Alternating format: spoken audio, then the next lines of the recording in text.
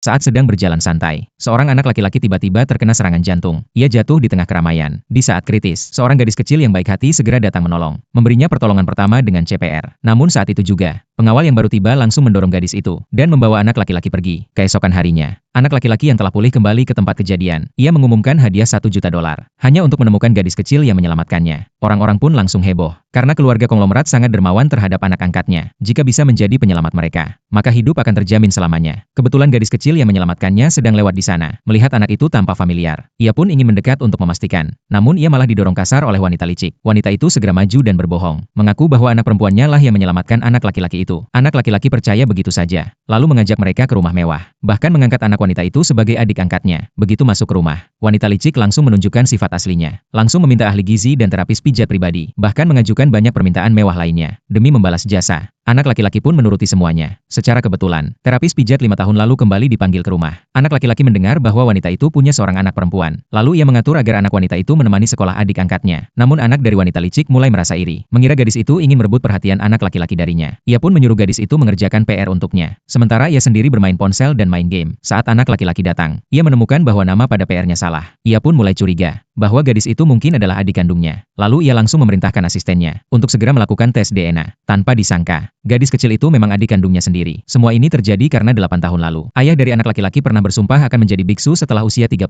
Sumpah itu membuat nenek besar sangat marah. Lalu diam-diam di malam hari, ia mengatur agar seorang terapis pijat wanita datang menemui putranya. Saat wanita itu tiba, ia dengan lembut bertanya bagian mana yang ingin dipijat. Namun langsung diusir oleh pria itu dengan dingin. Tapi karena ingin mendapat bayaran besar, wanita itu buru-buru menjelaskan keahliannya. Mengaku pernah juara lomba keterampilan pijat berkali-kali. Bahkan tekniknya sudah mencapai tingkat luar biasa. Setelah berkata begitu, ia pun mendekati pria itu. Namun pria itu marah dan langsung mendorongnya ke kolam renang, melampiaskan semua emosinya yang tak stabil. Yang tak disangka, sebulan kemudian, wanita itu ternyata hamil. Mendengar hal itu, wanita itu langsung terkejut dan menjelaskan bahwa ia masih perawan selama lebih dari 20 tahun dan tidak pernah tidur dengan siapapun. Dokter pun menjawab sambil tersenyum bahwa kehamilan juga bisa terjadi lewat interaksi di air. Mendengar itu, wanita itu sangat terkejut. Momen malam itu langsung terlintas kembali di benaknya. Namun ia memilih membesarkan anaknya sendiri. 5 tahun pun berlalu. Ia sudah membesarkan gadis kecil itu dengan baik. Sementara ayah dari anak laki-laki menggunakan teknologi canggih untuk mendapatkan keturunan. Suatu hari, wanita licik teringat bahwa anak laki-laki pernah bilang, ada satu ruangan khusus yang hanya boleh dimasuki oleh nenek besar. Tapi karena ingin segera menjadi istri dari ayah anak laki-laki, wanita itu dengan penasaran membuka pintunya. Ternyata itu adalah ruang doa. Ia pun mengangkat sebuah lampu minyak dan mengenali bahwa itu adalah lampu 1000 Buddha yang pernah dilelang seharga $200 juta.